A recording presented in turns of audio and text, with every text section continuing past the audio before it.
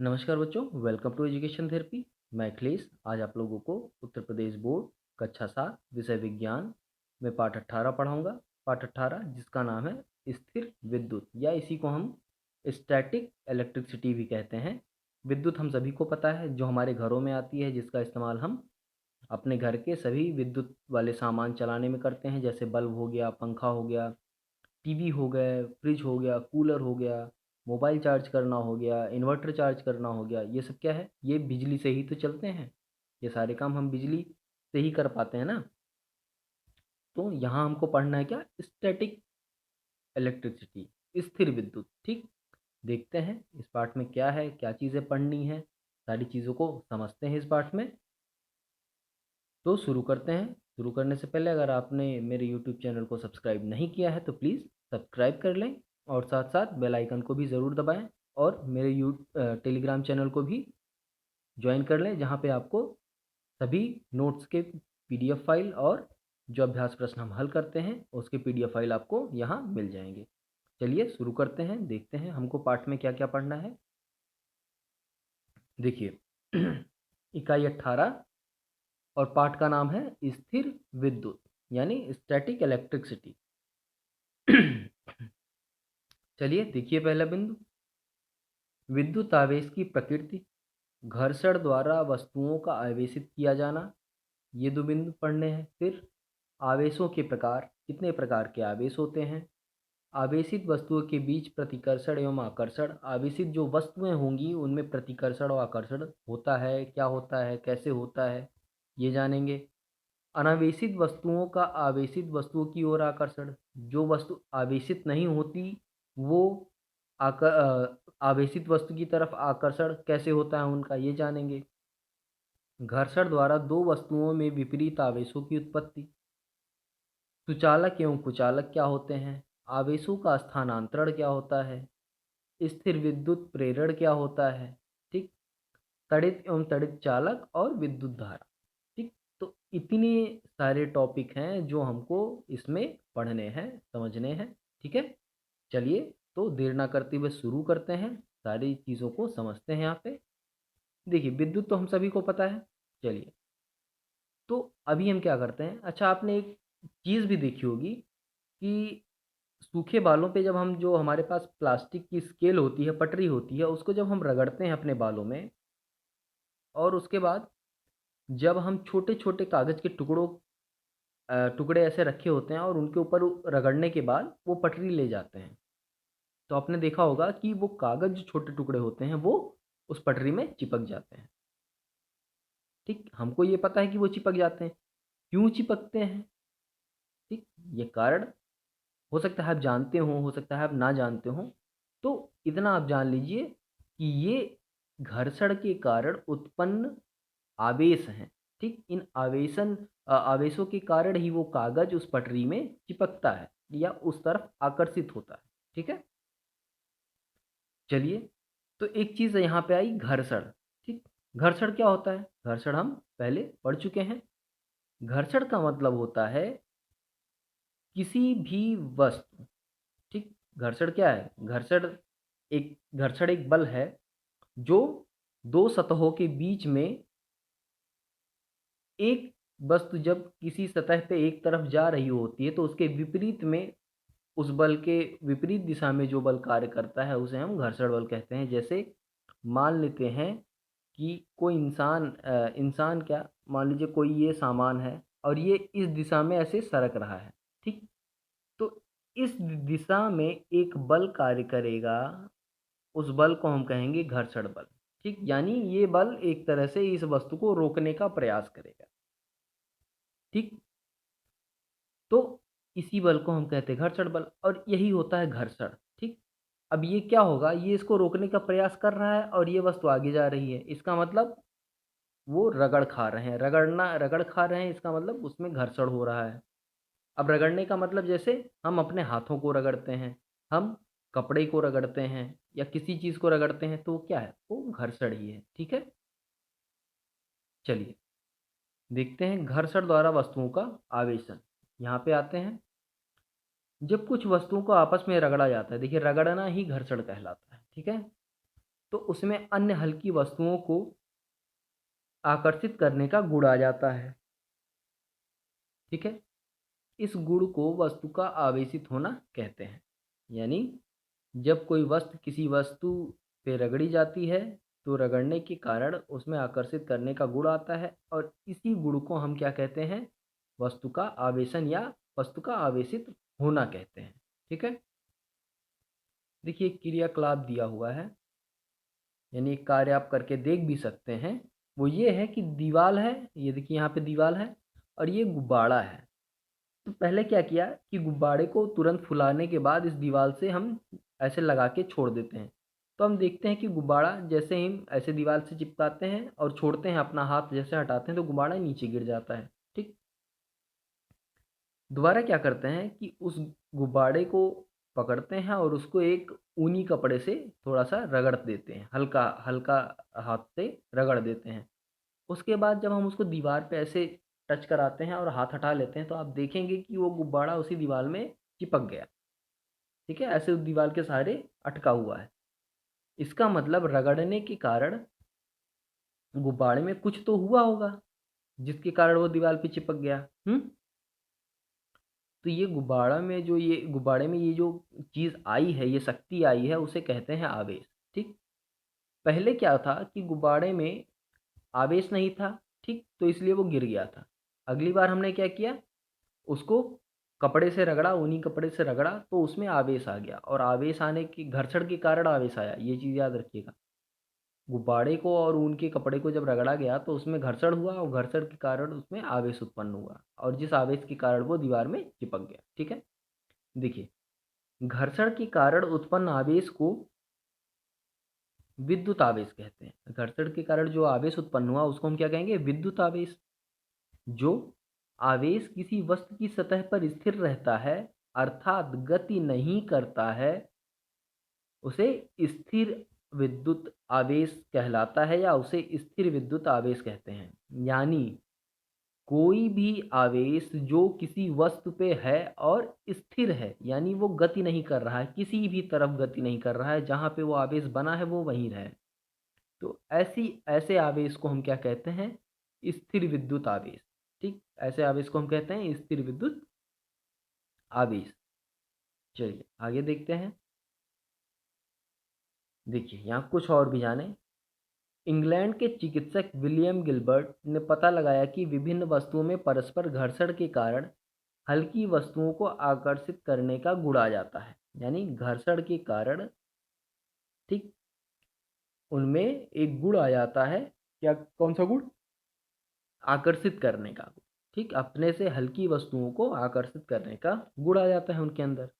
अगला देखिए, ग्रीक दार्शनिक थेल्स ने एम्बर नामक पदार्थ की छड़ को रेशम के कपड़े से रगड़ने पर यह पाया कि एम्बर की छड़ पक्षियों के छोटे छोटे परों, तिनकों तथा सूखी पत्तियों को अपनी ओर आकर्षित करने लगती है। इस गुण को विद्युत कहा गया। यूनानी भाषा में एम्बर को इलेक्ट्रॉन कहते हैं, अतः थेल्स ने इस शक्ति का नाम इलेक्ट्रॉन यानी इलेक्ट्रिक यानी विद्युत रखा। ठीक, इलेक्ट्रिक को ही विद्युत कहते हैं तो उन्होंने इसका नाम इलेक्ट्रिक रखा। ठीक, तो यहाँ पे नाम दो याद रखेंगे। विलियम गिलबर्ट ने पता लगाया था कि वस्तुओं में घर्षण के कारण उसमें आकर्षित करने का गुण आ जाता है। ये विलियम गिलबर्ट ने बताया। फिर थेल्स एक दार्शनिक थे जिन्होंने एम्बर की छड़ ली और उसको रेशम के कपड़े से रगड़ा। रेशम के कपड़े से जब उन्होंने रगड़ लिया तो फिर ये उन्होंने ये देखा कि जो बहुत छोटे छोटे तिनके होते हैं या चिड़ियों के पंख होते हैं, ये सूखी पत्तियां होती हैं, ये सब क्या होती हैं? आकर्षित करने लगा वो एम्बर का राड, जो छड़ था। तो इसी गुण को उन्होंने विद्युत कहा। यूनानी भाषा में इसको एम्बर को हम इलेक्ट्रॉन कहते हैं, तो थेल्स ने इस शक्ति का नाम रख दिया क्या? इलेक्ट्रिक। ठीक, चलिए अब आवेशित वस्तुओं के बीच प्रतिकर्षण एवं आकर्षण देखिए।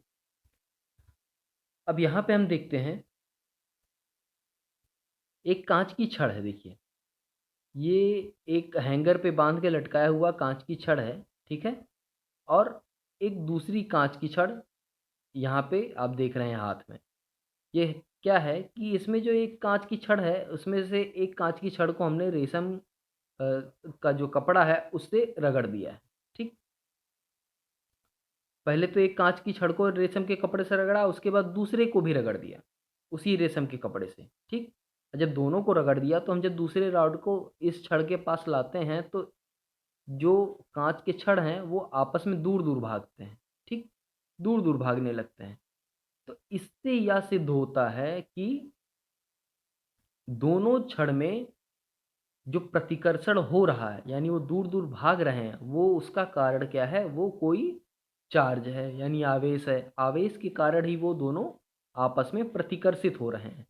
अब प्रतिकर्षण का एक सिद्धांत है, प्रतिकर्षण तभी होता है जब आवेश एक प्रकार के हों, सेम प्रकार के। यानी अगर इस छड़ पे प्लस आवेश है तो इस पे भी प्लस आवेश ही होगा, तभी ये प्रतिकर्षण होगा, वरना नहीं होगा। ठीक है, अगर मान ले अगर इस पे ऋण होगा तो इस पे ऋण होगा। ठीक है, तभी ये प्रतिकर्षण होगा। तो प्रतिकर्षण से हमको ये सिद्ध कर सकते हैं कि आवेश होते हैं। ठीक है, आवेश होना ही सिद्ध हो जाता है प्रतिकर्षण से। ठीक, फिर देखिए, फिर अगला ये जो है, देखिए यहाँ पे कांच की एक छड़ लीजिए, छड़ को रेशम के कपड़े से रगड़ दीजिए जैसे ऊपर हमने रगड़ा था। ठीक, छड़ के मध्य भाग को बांधकर स्टैंड से लटका दी, ये हमने स्टैंड से लटका दिया। अब हमने क्या किया, एबोनाइट की रॉड ले ली। ठीक, अभी तक हम दोनों रॉड कांच की ले रहे थे, अब हमने किसका ले लिया, हमने ले लिया एबोनाइट का। एक एबोनाइट का है, एक कांच का है। कांच वाले को बांध के लटका दिया हमने और एबोनाइट को हाथ में पकड़ लिया। अब देखिए, तो जो कांच की छड़ को हमने रगड़ के आवेशित कर दिया है, ठीक, जैसे ऊपर किया था वैसे हमने यहाँ भी इसको, इस वाले कांच को रगड़ के आवेशित कर दिया। अब एबोनाइट की छड़ लीजिए, इस छड़ को फॉलफेन से रगड़ लीजिए। अब फॉलफेन का एक कपड़ा लीजिए और उससे इस वाले जो हाथ में पकड़ा है छड़, इसको रगड़ लेंगे। आप देखेंगे कि एबोनाइट की छड़ की कांच को जब समीप ले जाते हैं तो क्या होता है, कांच की छड़ एबोनाइट की छड़ की ओर आकर्षित होती है, यानी ये इसके पास आने लगती है। ठीक, कांच की छड़ एबोनाइट के छड़ के पास आने लगती है। इसका मतलब दोनों में जो है वो आकर्षण उत्पन्न हो रहा है। अभी तक हमने क्या देखा कि प्रतिकर्षण था, अब उत्पन्न हो रहा है आकर्षण। ठीक है, चलिए इसमें देखिए अब, क्योंकि अब आकर्षण क्यों होता है, आकर्षण होता है क्योंकि दोनों छड़ों में विपरीत आवेश होते हैं। वहाँ पे दोनों कांच की छड़ें थीं और दोनों छड़ों को हमने रेशम के कपड़े से रगड़ा था, तो दोनों में एक प्रकार के ही आवेश आए, और जब एक ही प्रकार के आवेश आए तो दोनों में प्रतिकर्षण होने लगा। दूसरे चित्र में हमने क्या किया, यहाँ दूसरे क्रियाकलाप में हमने किया कि कांच को, एक कांच की छड़ ली और एक एबोनाइट की छड़ ली। कांच के छड़ को रेशम से रगड़ दिया और एबोनाइट को हमने फॉलफेन से रगड़ दिया। दोनों अलग अलग छड़ थे और अलग अलग कपड़े से रगड़े गए। तो इसके कारण दोनों में हमने देखा आकर्षण होने लगा, यानी आकर्षित करने लगे। जब आकर्षित करने लगे इसका मतलब दोनों में अलग अलग प्रकार के चार्ज यानी आवेश हैं। ठीक, आकर्षण कब होता है, जब अलग अलग प्रकार के आवेश होंगे और एक ही प्रकार के आवेश हैं तो उनमें प्रतिकर्षण हो। ठीक है, चलिए आगे देखते हैं आवेश के प्रकार। देखिए, एक चीज जान लीजिए, आवेश जो है वो दो प्रकार के होते हैं, एक धन आवेश होता है, एक ऋण आवेश होता है। चलिए, तो आवेश दो प्रकार के होते हैं, ये आप जान गए। अभी देखिए यहाँ पे, कांच पर उत्पन्न आवेश को, कचाप एवं एबराइट पर उत्पन्न आवेश को रेजिन नाम दिया गया था। सन 1750 में बेंजामिन फ्रैंकलिन ने आवेशों का नामकरण किया था। ठीक, तो आवेशों का नामकरण किसने किया, बेंजामिन फ्रैंकलिन। कब किया, 1750 में। ठीक, तो ये आप याद रखेंगे, ये इंपॉर्टेंट चीज़ है। ठीक, अब देखिए यहाँ, कांच की छड़ को रेशम के कपड़े से रगड़ने पर कांच में उत्पन्न आवेश धन आवेश होता है। ठीक है, अगला देखते हैं, अंबर अथवा एबनाइट। ठीक, अंबर अथवा एबनाइट को ऊनी कपड़े से रगड़ने पर अंबर अथवा एबोनाइट में उत्पन्न आवेश ऋण आवेश कहलाता है। ठीक है, तो एबोनाइट की राड को जब हम रगड़ते हैं ऊनी कपड़े से तो उसमें ऋणावेश आता है, वहीं जब कांच के रॉड को हम रेशम से रगड़ते हैं तो कांच में हमारा धनावेश आता है। ठीक है, तो ये हम ध्यान में रखेंगे। रेशम से रगड़ने पर कांच में धनावेश आता है और ऊनी कपड़े से रगड़ने पर एबोनाइट में ऋणावेश आता है। ठीक, आवेशों का यह नामकरण ही वर्तमान में प्रचलित है। ठीक, इनको धनात्मक और ऋणात्मक आवेश कहते हैं और ये दो प्रकार के होते हैं। चलिए देखिए यहाँ पे समान प्रकार के आवेश एक दूसरे को प्रतिकर्षित करते हैं, जो अभी हमने पहले देखा चित्र में, जबकि विपरीत प्रकार के आवेश एक दूसरे को आकर्षित करते हैं। यहाँ पे एक तालिका दी हुई है, इसको भी देख ही लेते हैं। देखिए पारस्परिक घर्षण में प्रयुक्त वस्तुएं, उत्पन्न आवेश, कैसा आवेश उत्पन्न होता है, धनावेश होगा कि ऋणावेश होगा, तो देखते हैं पहले। कांच की छड़ को जब रेशम के कपड़े से रगड़ेंगे या घर्षण करेंगे तो क्या होगा, कांच की छड़ में धनावेश आएगा और रेशम पे ऋणावेश आएगा। एबोनाइट को ऊनी कपड़े से रगड़ेंगे या घर्षण करने पर जो आवेश उत्पन्न होगा वो क्या होगा, ऊनी कपड़े पे धनावेश होगा और अंबर या एबोनाइट की राड में या छड़ में ऋणावेश होगा। प्लास्टिक को ऊनी कपड़े से घर्षण करने पे ऊनी कपड़ा धनावेशित होगा, वहीं प्लास्टिक ऋणावेशित होगा। ठीक है, तो ये चीज़ें भी आप याद रखेंगे। चलिए, अनावेशित वस्तुओं का आवेशित वस्तुओं की ओर आकर्षण।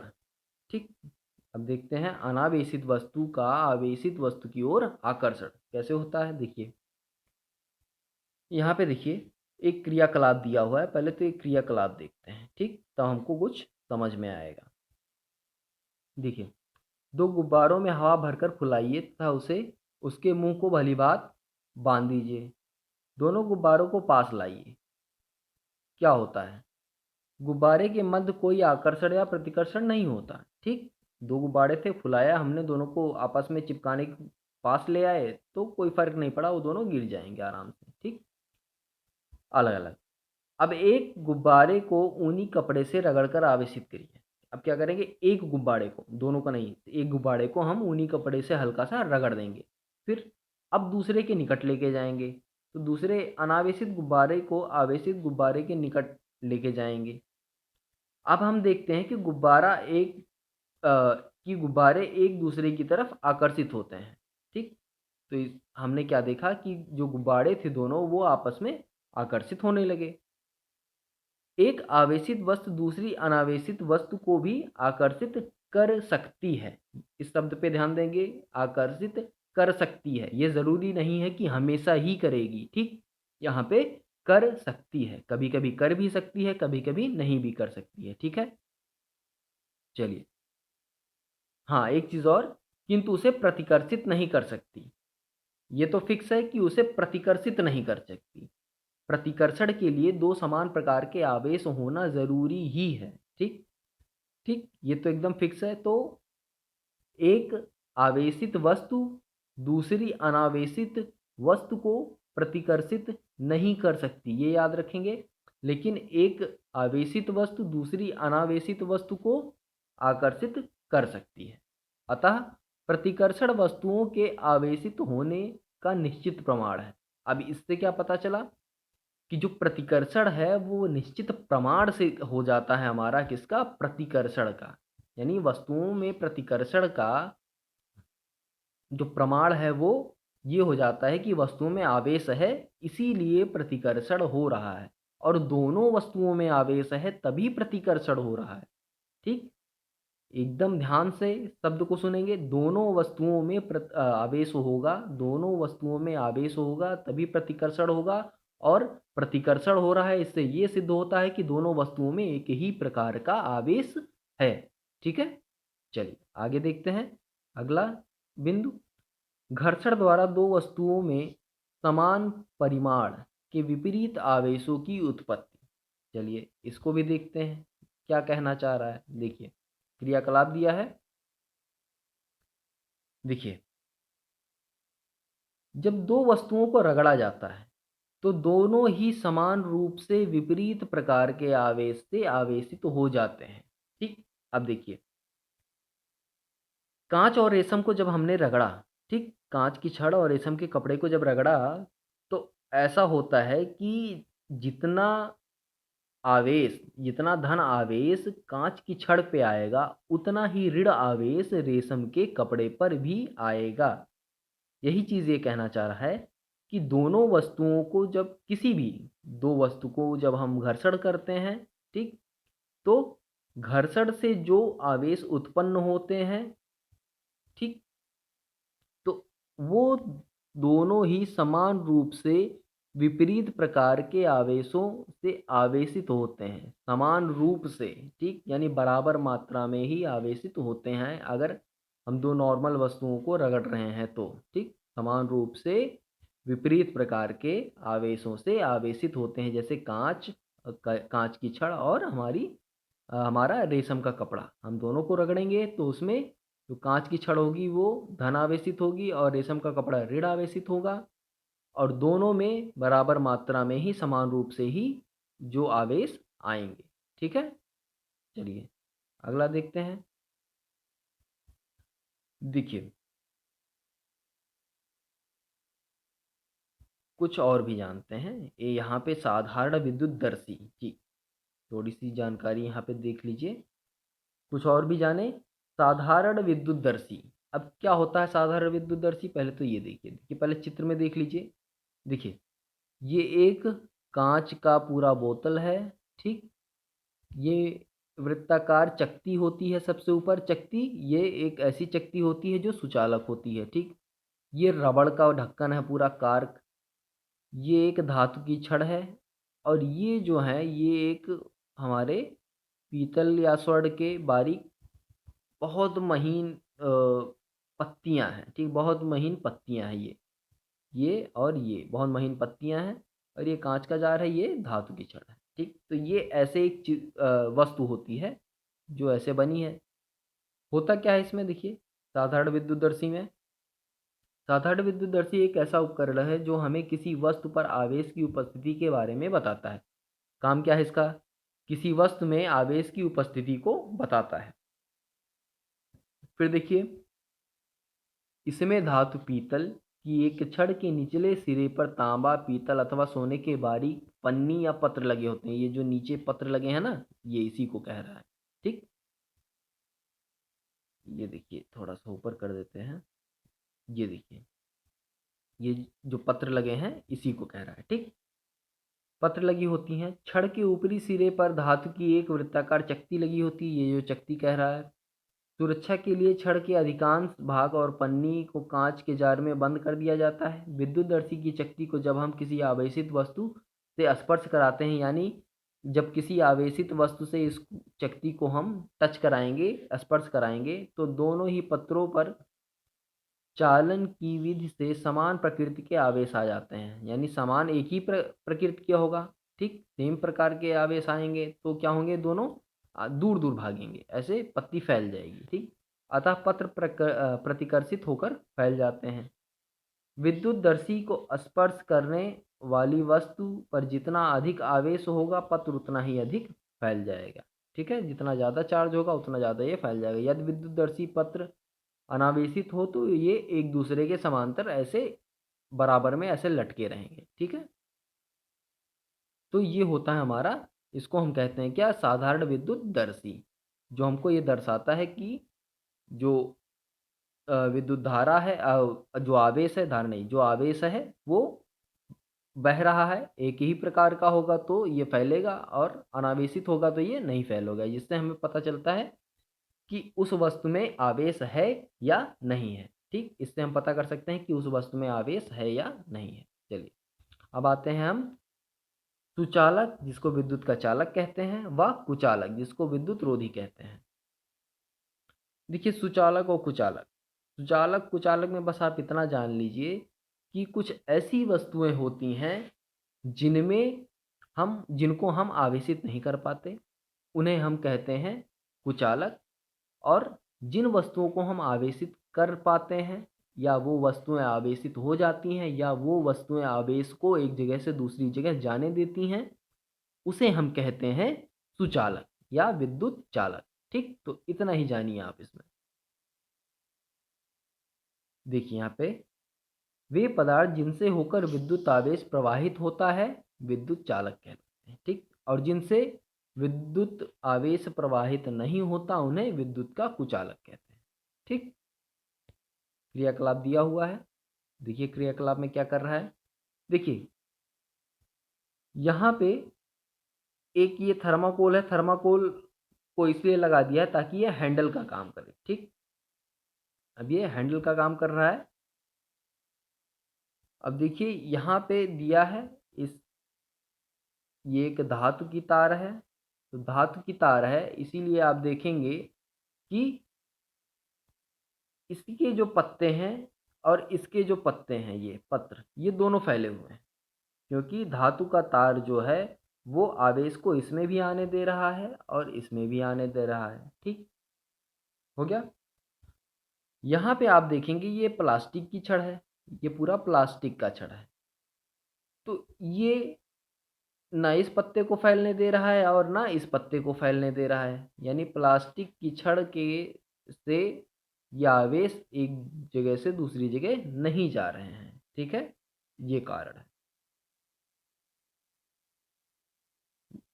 इस डब्बे में से चार्ज यहाँ पे नहीं पहुँच रहा है, इसलिए ये पत्ती नहीं फैली है। वहीं पे इस डब्बे में से चार्ज चार्ज मतलब आवेश, जो आवेश है वो यहाँ पहुँच रहा था, इसलिए यहाँ पे दोनों पत्तियाँ, दोनों जार की पत्तियाँ फैली हुई थी। ठीक, यही क्रियाकलाप में बताया गया है। देखिए क्या कह रहा है।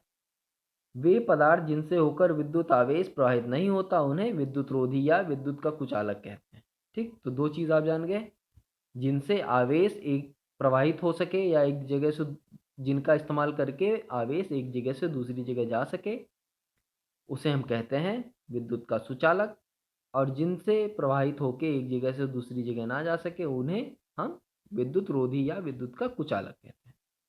चलिए अब देखते हैं स्थिर विद्युत प्रेरण क्या होता है, इसको भी जानते हैं। देखिए जब किसी चालक के पास कोई आवेशित वस्तु लाई जाती है तो वह चालक भी आवेशित हो जाता है। उसके पास के सिरे पर विपरीत आवेश और दूर के सिरे पर समान आवेश उत्पन्न हो जाता है। ठीक है, जो पास का जो नज़दीक होता है, जो सिरा नज़दीक होता है वो उस पे विपरीत आवेश आता है, और जो सिरा दूर होता है उस पे समान एक ही प्रकार का सेम तरह का चार्ज या आवेश आता है। यह दोनों प्रकार के ही आवेश चालक के सिरों पर तभी तक रहते हैं जब तक कि आवेश वस्तु के चालक के पास रहती है। इस प्रकार से चालक के आवेशित होने की क्रिया को स्थिर विद्युत प्रेरण कहते हैं। देखिए यहाँ पे चित्र दिया हुआ है। देखिए ये एक छड़ है जिस पे कोई आवेश नहीं है। अभी एक हम आवेशित छड़ लेके आते हैं इसके नज़दीक, ये एक आवेशित छड़ है जो इसके नज़दीक लेके लेके आते हैं। अब ये है तो चालक ही, ठीक, चालक छड़ है कोई। तो अब देखिए ये एक धन आवेशित छड़ है, ये जो धन आवेशित छड़ है, जब इसको इसके पास लाते हैं तो इसके चारों तरफ निगेटिव या ऋणात्मक आवेश आ जाते हैं। वहीं दूसरे हिस्से में यहाँ धनात्मक आवेश आ जाते हैं। ठीक है, और जैसे ही हम ये छड़ यहाँ से हटाएंगे, हटा के कहीं दूर करेंगे तो ये चार्ज यहाँ दोनों जगह से हट जाएंगे। ठीक, तो इसी चीज़ को हम कहते हैं स्थिर विद्युत प्रेरण। ठीक, चलिए आगे देखते हैं। ये पूरा क्रियाकलाप वही लिखा है। ठीक है, अब आते हैं हम आकाशीय विद्युत। आकाशीय विद्युत या तड़ित, इसको क्या बोलते हैं, आकाशीय विद्युत या तड़ित, क्या होता है जानते हैं। देखिए अक्सर आपने देखा भी होगा या आकाशीय विद्युत की गर्जन भी सुनी होगी आपने। ठीक, देखिए वर्षा काल में हम अक्सर आकाश में बिजली को चमकते हुए देखते हैं, बादलों की गर्जना भी सुनते हैं। यह भी सुना होगा कि वर्षा के समय कभी कभी किसी मकान पर अथवा किसी पेड़ पर आदि पर बिजली गिर जाती है। अब देखते हैं बिजली, यानी बिजली का मतलब यहाँ किससे है, आकाशीय बिजली से। ठीक, बिजली का मतलब आकाशीय बिजली से है।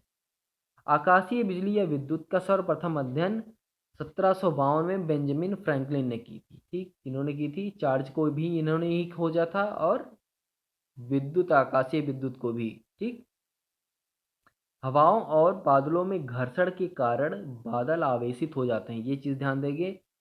हवाओं और बादलों में घर्षण के कारण बादल आवेशित हो जाते हैं।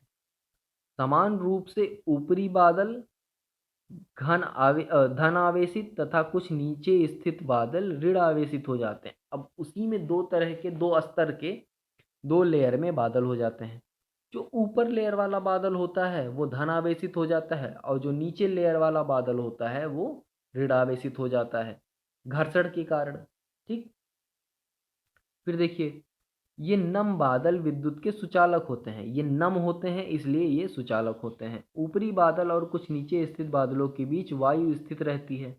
अब दोनों के बीच में ऊपर धनावेशित बादल है हमारा, और नीचे हमारा ऋणावेशित है। अब दोनों के बीच में नम जो वायु उपस्थित होती है वो नम होती है और वो सुचालक होती है। ठीक, विद्युत का सुचालक भी होती है। यह वायु नम हो जाने से सुचालक हो जाती है, नम होने के कारण ही सुचालक बन जाती है। ठीक है। फिर देखिए, अतः आवेशित बादलों के मध्य इस नम वायु से होकर तीव्र वेग से आवेश प्रवाहित होने लगता है। अब नम है इसलिए उसके बीच से जो है वो बहुत तीव्र गति से आवेश इधर से उधर आने लगते हैं, यानी प्रवाहित होने लगते हैं। इस घटना को वायु में विद्युत विसर्जन कहते हैं। यह विद्युत विसर्जन ही तीव्र प्रकाश की आड़ी टेढ़ी रेखा के रूप में दिखाई देता है, जिसे सामान्य भाषा में बिजली चमकना या तड़ित दमकना कहते हैं। यही आकाशीय विद्युत होती है। ठीक है, तो इसका कारण आप जान गए कि आखिर आकाशीय विद्युत चमकती कैसे है। ठीक, कैसे बनती है, कैसे चमकती है। ठीक, तो ये था हमारा आकाशीय विद्युत। अब आगे देखते हैं तड़ित आघात। देखिए, पहले इसको पढ़ते हैं फिर ये चित्र को हम समझाते हैं। तड़ित आघात जान लीजिए, कभी कभी बादलों का आवेश पृथ्वी पर विसर्जित होता है, यानी पृथ्वी पे गिरता है। ठीक, यानी जो तड़ित बिजली चमकती है वो पृथ्वी पर गिरती है। पृथ्वी में आवेश का यह विसर्जन अत्यंत अल्प समय, यानी लगभग 0.1 सेकेंड में हो जाता है। ठीक, वो बिजली आती है और पृथ्वी में चली जाती है 0.1 सेकेंड की बात। देखिए, पूरा 1 सेकेंड नहीं है, 0.1 सेकेंड है। ठीक, विसर्जन से अत्यधिक मात्रा में ऊष्मा एवं प्रकाश उत्पन्न होता है। इससे क्या होता है, बिजली चमकती है तो आपने देखा होगा ऊष्मा तो उत्पन्न होती है और प्रकाश भी उत्पन्न होता है। इस विद्युत ऊष्मा से वायु का ताप एकाएक अधिक हो जाता है। ठीक, अब ये जो ऊष्मा उत्पन्न होती है इससे क्या होता है, जो ताप है वायु के, अगल बगल वायु के जो ताप होता है वो बहुत अधिक बढ़ जाता है। बढ़े हुए ताप के कारण वायु का प्रसार होता है। प्रसार की अवधि में वायु के कण तीव्रता से कंपन करते हैं, जिसके कारण मेघ गर्जन की ध्वनि उत्पन्न होती है। अब देखिए, यहाँ पे आपको पता चल गया कि मेघ गर्जन क्यों होता है। ठीक, तड़ित चमकने का स्थान पर जो ताप होता है वो 30,000 डिग्री सेल्सियस तक हो जाता है। कभी कभी जब कोई बादल किसी ऊंची मीनार या भवन के ऊपर से गुजरता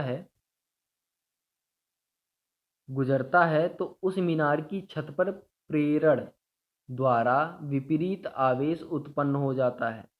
इस कारण से, देखिए प्रेरण आपने ऊपर देखा था ना, विपरीत आवेश उत्पन्न हो जाता है जब कोई आवेशित वस्तु किसी अ, अनावेशित वस्तु के पास जाती है तो वो उस पे आवेश उत्पन्न कर देती है उतनी ही देर के लिए जब तक वो वस्तु उसके पास होती है। इसको कहते हैं प्रेरण। और वही चीज़ यहाँ बादल भी करते हैं। तो प्रेरण विधि से आवेश उत्पन्न हो जाता है। इस कारण बादलों एवं छतों के मध्य विद्युत विसर्जन हो जाता है। बादलों अब आवेश जब किसी पेड़ आदि से होकर पृथ्वी में जाता है तो पेड़ में उच्च विद्युत प्रवाहित होता है, बहुत हाई वोल्टेज विद्युत, बहुत हाई करंट उसमें फ्लो होने लगता है, बहने लगता है। यह विद्युत बहुत उच्च ताप उत्पन्न करती है जिससे पेड़ आदि जल जाते हैं। इस घटना को तड़ित आघात कहते हैं। ठीक, यानी तड़ित से होने वाले नुकसान को ही तड़ित आघात कहते हैं। अब यहाँ पे थोड़ी सी लाभ हानि इसको देखिए जरा पहले।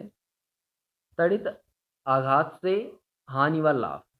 तड़ित आकाशीय विद्युत जिसे कहते हैं उससे हानियाँ और लाभ देखिए। पहले तो हानि देखते हैं, क्या हानि होते हैं। देखिए, भवनों, पेड़ों, जीवों पर आघात, जो घातक प्रभाव पड़ता है क्योंकि तड़ित इन्हें जला देती है। यानी अगर किसी भवन पे गिर जाए जीव पे गिर जाए तो क्या होगा, वो पेड़ पे गिर जाए तो वो जल जाएगा। ठीक। दूसरा, विद्युत उपकरणों के जलने की संभावना भी रहती है। अभी आप अक्सर ये भी सुने होंगे आप कि बिजली गिरने के कारण कहीं पे किसी का टीवी खराब हो गया। ठीक। जब बिजली चमके तो कोशिश यही करनी चाहिए कि जो इलेक्ट्रॉनिक सामान है, बिजली से चलने वाले सामान है, उनको बंद कर दिया जाए। क्योंकि कभी भी हो सकता है बिजली, मान लीजिए खुदा ना खास्ता, लेकिन हो सकता है कि कहीं घर के ऊपर ही ना गिर जाए। ठीक। तो उससे हमारे जो यंत्र हैं वो खराब हो सकते हैं। और उनसे बचाव करने का भी एक तरीका है, वो अभी मैं आपको ऊपर चित्र में दिखा रहा हूँ। देखिए, पहले इसके हानि थे, अब लाभ पढ़ते हैं। अभी हमने यहाँ पे दो हानियाँ पढ़ी, अब लाभ पढ़ते हैं। तड़ित से उत्पन्न अत्यधिक ऊष्मा एवं प्रकाश के कारण वायुमंडल में उपस्थित नाइट्रोजन ऑक्सीजन से क्रिया करके नाइट्रोजन के ऑक्साइड बना देती है। यह नाइट्रोजन ऑक्साइड वर्षा के जल में मिलकर पृथ्वी पर आता है तथा मिट्टी की उर्वरा शक्ति में वृद्धि करता है, क्योंकि हमें पता है मिट्टी के लिए नाइट्रोजन सबसे ज़्यादा ज़रूरी पोषक तत्व है। अगला देखिए, तड़ित से उत्पन्न ऊर्जा तड़ित के आसपास उपस्थित विद्युत की ऑक्सीजन को ओजोन में परिवर्तित कर देता है। ये भी आप ध्यान रखेंगे कि जो तड़ित होता है, बिजली चमकती है, वो अगल बगल जो हवा है उसमें जो ऑक्सीजन उत्पन्न होता है, उस ऑक्सीजन का इस्तेमाल उसको ओजोन परत सॉरी ओजोन गैस बनाने में करती है। ये तड़ित उस ऑक्सीजन को ओजोन में परिवर्तित कर देती है। और ओजोन हमारे लिए कितना लाभदायक है ये हमें पता ही है। ओजोन सूर्य से आने वाले जो घातक विकिरण हैं उनसे हमारी रक्षा करता है। ठीक है, तो ये दो तरह से हमारे लिए लाभदायक हो गए। ये देखिए चित्र भवनों पे, ये चित्र जो बना है देखिए, भवन पे त्रिशूल नुमा का ये तांबे का हमने एक छड़ बना दिया है त्रिशूल जैसा। और जब भी यहाँ पे कोई बिजली गिरेगी तो यहाँ पे धन आवेशित होगा बादल में, तो ये ऋण आवेशित अपने आप हो जाएगा और ये बिजली यहाँ से प्रवाहित हो जाएगी। अब ये धातु तांबे का होता है, तांबे का ये सारा बनता है। ठीक। और ये ऐसे तार से होते हुए पृथ्वी के अंदर ऐसे प्लेट में चला जाएगा। ठीक, जिससे हमारी जो हम इमारत है वो सुरक्षित रहेगी। ठीक। चलिए अब आते हैं हम किस पे, तड़ित चालक। जो अभी मैंने बताया तांबे का जो तार लगा है या वस्तु लगी है वही तड़ित चालक है। यहाँ पे देखिए, तड़ित आघात से बचने के लिए जिस युक्ति का उपयोग किया जाता है उसे तड़ित चालक कहते हैं। तड़ित चालक धातु की लंबी तथा मोटी पत्ती होती है। यह पत्ती सामान्य रूप से तांबे की बनी होती है, जो भवन के सबसे ऊपरी सिरे पर या ऊपरी सिरे से प्रारंभ होकर नीचे पृथ्वी के अंदर तक जाती है। पत्ती का ऊपरी सिरा त्रिशूल के आकार का होता है। इस त्रिशूल के सिरे नोकीले होते हैं। यह त्रिशूल भवन के सबसे ऊंचे भाग पर लगाया जाता है। पत्ती का पृथ्वी के अंदर वाला सिरा धातु की एक प्लेट से जोड़ दिया जाता है। ठीक है, यहाँ चित्र में आपने देखा ये जो धातु की एक प्लेट है ना, ये इसी को कह रहा है, इससे जोड़ देते हैं और ये तार ऐसे आके ऊपर से जुड़ जाता है। ठीक। अब आते हैं तड़ित चालक की कार्यविधि। देख लीजिए तड़ित चालक की कार्यविधि कैसे काम करता है। आवेशित बादल ऊंचे भवनों पर बिजली गिरने के कारण बनते हैं। ठीक। इन ऊंचे भवनों पर सुचालक धातु तांबे का बना हुआ तड़ित चालक लगा दिया जाता है। बादलों का आवेश तड़ित चालक में से होकर पृथ्वी में विसर्जित हो जाता है या चला जाता है। इस प्रकार भवनों की सुरक्षा हो जाती है। अब देखते हैं तड़ित आघात से सुरक्षा के उपाय, यानी बिजली गिरने से हम सुरक्षा का उपाय क्या क्या कर सकते हैं। देखिए, तड़ित आघात यानी बिजली गिरने की संभावना के समय यदि आप खुले मैदान में हैं तो जमीन पर लेट जाना चाहिए।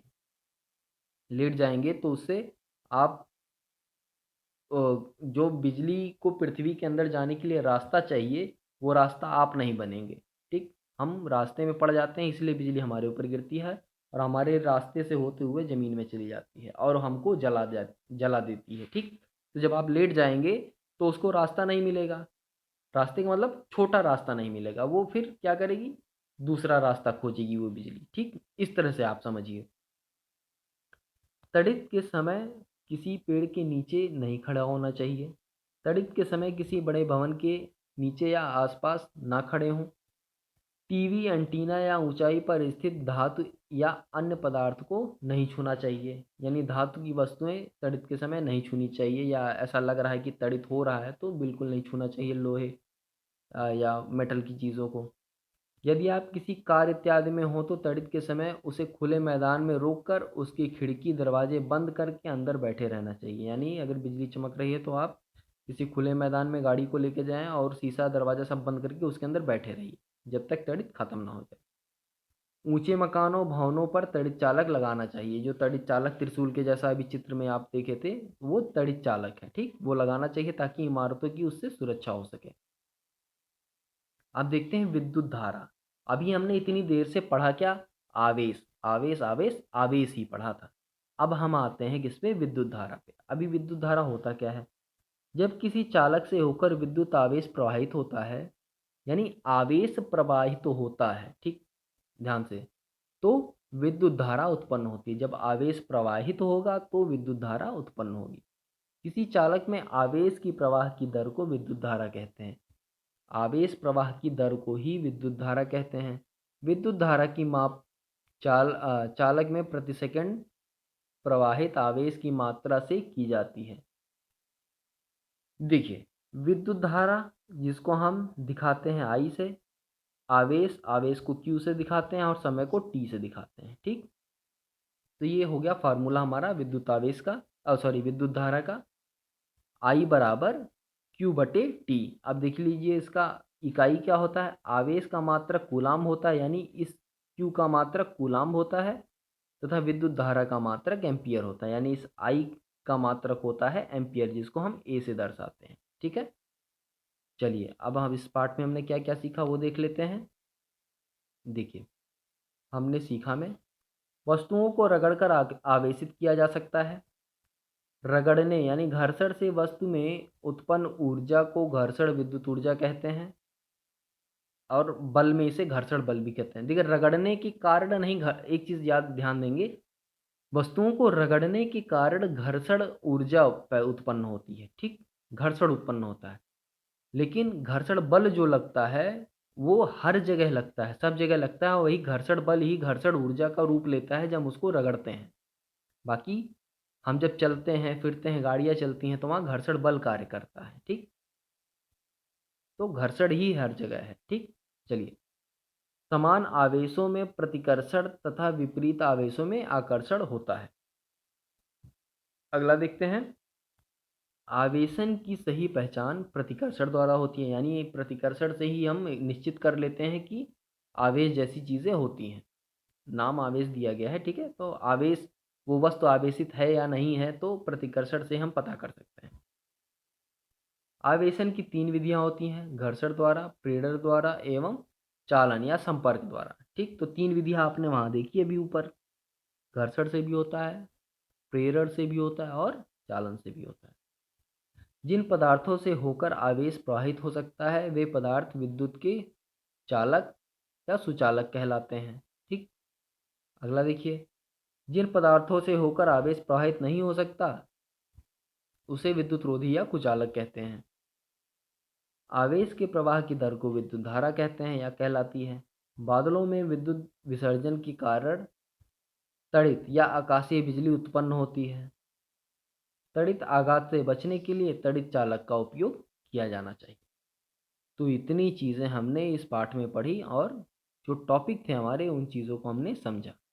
अब ये पाठ पढ़ के तो समाप्त हो गया। उम्मीद है आपको नई चीज़ें जानने को मिली होंगी और जो चीज़ें इस पाठ में हैं वो समझ में आई होंगी। कोई चीज़ें नहीं समझ में आती तो आप दोबारा मुझसे पूछ सकते हैं। अब यहाँ से देखिए ख़त्म हो गया पाठ और ये अभ्यास प्रश्न आपके शुरू हो गए, ठीक। तो ये अभ्यास प्रश्न आप हल करेंगे। देखिए, अभ्यास प्रश्न आसान है, बहुत कठिन नहीं है। ये सारे अभ्यास प्रश्न क्या करेंगे आप लोग हल करेंगे। कहीं कोई दिक्कत आती है तो आप मैसेज करके अपनी दिक्कत बता सकते हैं। मैं पूरी कोशिश करूँगा आपकी कोई भी दिक्कत दूर करने में। चलिए, तो ये पाठ आपका समाप्त हो गया। अभ्यास प्रश्न आप लोग हल करेंगे। कहीं कोई दिक्कत है तो आप बताएंगे, ठीक है। तो आज के लिए बस इतना ही। अगली वीडियो हम या अगला पाठ हम जो अगली वीडियो में पढ़ेंगे, देखेंगे, ठीक है। तब तक के लिए धन्यवाद।